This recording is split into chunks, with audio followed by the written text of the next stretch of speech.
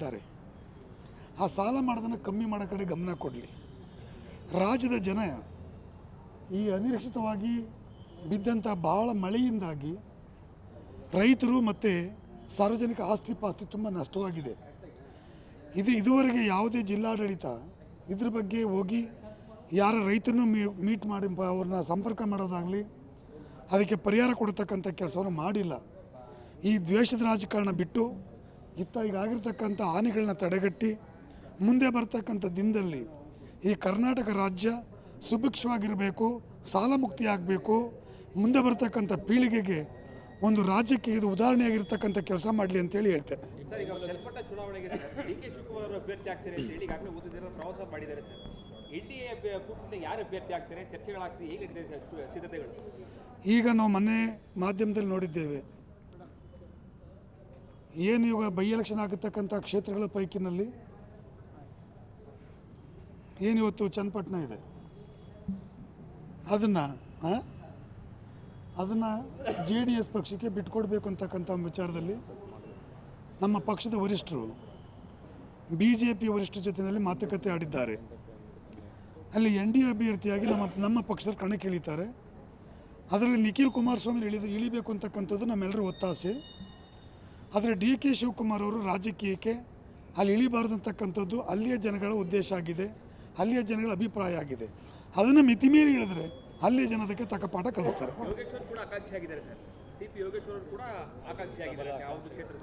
ನೋಡೋಣ, ಈಗ ಅದನ್ನು ಪಕ್ಷದ ವರಿಷ್ಠರು ತೀರ್ಮಾನ ತಗೊಳ್ತಾರೆ. ಯಾರು NDA ಅಭ್ಯರ್ಥಿ ಆಯ್ತಾರೆ ಅವ್ರಿಗೆಲ್ಲ ಸಪೋರ್ಟ್ ಮಾಡ್ತೇವೆ, ಗೆಲ್ಲಿಸ್ತೇವೆ. ಸೂರಜ್ ರೇವಣ್ಣ ವಿರುದ್ಧ ಮತ್ತೊಂದು ಪ್ರಕರಣ ದಾಖಲಾಗಿದೆ ಸರ್. ಯುವಕರ ವಿರುದ್ಧ ಏನೋ ಲೈಂಗಿಕ ದೌರ್ಜನ್ಯ ಮಾಡಿದ್ದಾರೆ ಅಂತೇಳಿ ಒಂದು ಪ್ರಕರಣ ದಾಖಲಾಗಿದೆ. ನಡಿ ಈಗ ಶುರು ಮಾಡೋಣ.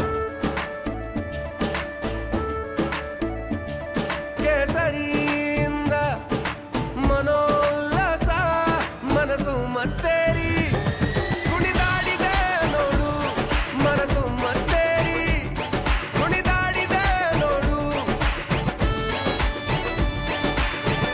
ಕ್ಷಣ ಕ್ಷಣವೂ ಆಚರಿಸಿ ಕೇಸರಿ ಹಬ್ಬ. ವಿಮಲ್ ಬಾಯಲ್ಲಿ ಹೇಳಿ ಕೇಸರಿ. ನಾನು ಬೆಳಗ್ಗೆ ಪೇಪರ್ನಲ್ಲಿ ನೋಡಿದ್ದೀನಿ, ಸರಿಯಾಗಿ ವಿಚಾರ ನನಗೆ ಗೊತ್ತಿಲ್ಲ, ತಿಳ್ಕೊಂಡು ತಮ್ಮ ಹತ್ರ ಮಾತಾಡ್ತೀನಿ. Thank you.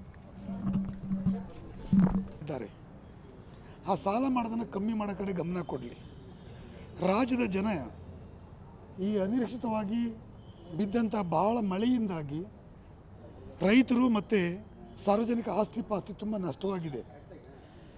ಇದುವರೆಗೆ ಯಾವುದೇ ಜಿಲ್ಲಾಡಳಿತ ಇದ್ರ ಬಗ್ಗೆ ಹೋಗಿ ಯಾರ ರೈತರನ್ನು ಮೀಟ್ ಮಾಡಿ ಅವ್ರನ್ನ ಸಂಪರ್ಕ ಮಾಡೋದಾಗಲಿ ಅದಕ್ಕೆ ಪರಿಹಾರ ಕೊಡತಕ್ಕಂಥ ಕೆಲಸವನ್ನು ಮಾಡಿಲ್ಲ.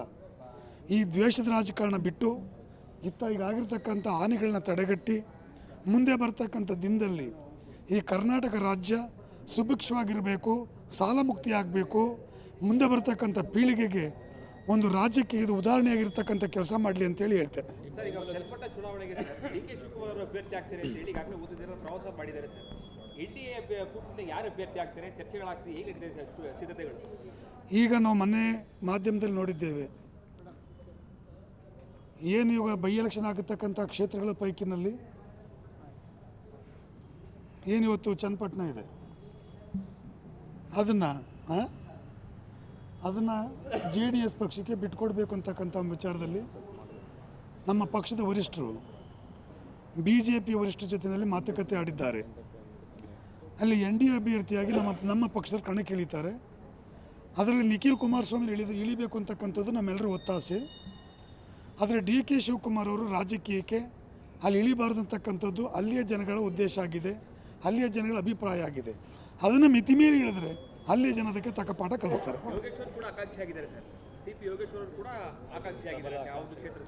ನೋಡೋಣ, ಈಗ ಅದನ್ನು ಪಕ್ಷದ ವರಿಷ್ಠರು ತೀರ್ಮಾನ ತಗೊಳ್ತಾರೆ. ಯಾರು NDA ಅಭ್ಯರ್ಥಿ ಆಯ್ತಾರೆ ಅವ್ರಿಗೆಲ್ಲ ಸಪೋರ್ಟ್ ಮಾಡ್ತೇವೆ, ಗೆಲ್ಲಿಸ್ತೇವೆ.